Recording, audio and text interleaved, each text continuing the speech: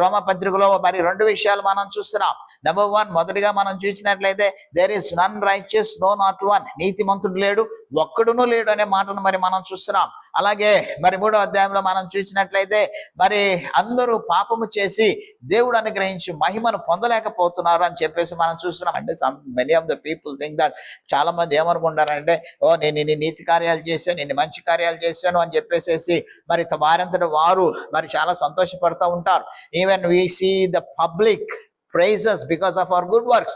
మనం చేసినటువంటి మంచి పనులు బట్టి, అబ్బా ఈయన చాలా మంచివాడండి, ఈయన చాలా నీతిమంతుడండి, ఈయన చాలా గొప్పవాడండి, ఈయన మనసు చాలా గొప్పదని ప్రజలు కూడా మనల్ని పొగడవచ్చు. Okay, and one of the main confusion we have in this world, ఈ లోకంలో ఉన్నటువంటి ఒక కన్ఫ్యూషన్ ఏంటంటే, మనం చేసే నీతి క్రియల ద్వారా మనము పరలోకం వెళ్తాము అనేటువంటి, మరి లేదా దేవుని రాజ్యం చేరిపోతాము అని చెప్పేసి చాలా మంది అనుకుంటారు. when we look at the life of Cornelius యొక్క జీవితం మరి మనం చూసినట్లయితే in Acts chapter 10, అపోస్తలుల కార్యముల గ్రంథము 10వ అధ్యాయము 1వ వచనంలో, ఇటలీ పటాలం అనబడిన పట్టణంలో శతాధిపతి అయిన కొర్నేలియను భక్తి పరుడు మరి కైసరియాలో ఉండెను.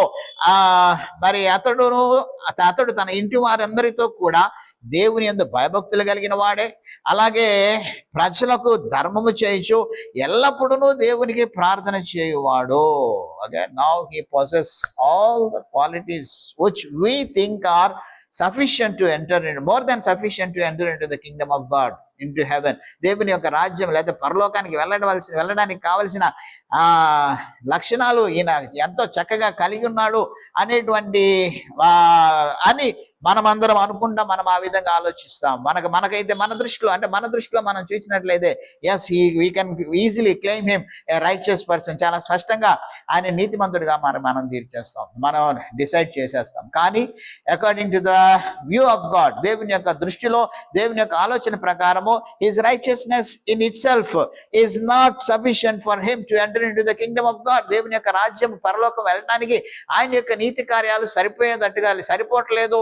అందుకనే దేవుని యొక్క దూత కొర్నేలికి ప్రత్యక్షమై కొర్నేలితో అంటది, నీవు యొప్పేకు మనుషులను పంపించుకొని పేతురుని పిలిపించుకో, ఎందుకంటే he has to hear the gospel of Jesus Christ. యేసుక్రీస్తు యొక్క సువార్తను విని యేసుక్రీస్తుని మరి ఆయన తెలుసుకొని యేసుక్రీస్తునందు విశ్వాసం ఉంచి రక్షణ పొందడం ద్వారా మాత్రమే he will become righteous. ఆయన నీతిమంతుడిగా తీర్చబడి దేవుని యొక్క రాజ్యమునకు మరి అర్హుడు అవుతాడు అనేటువంటి విషయము మరి అక్కడ మరి కొర్నేలి యొక్క జీవితాన్ని బట్టి మనం చూస్తాం.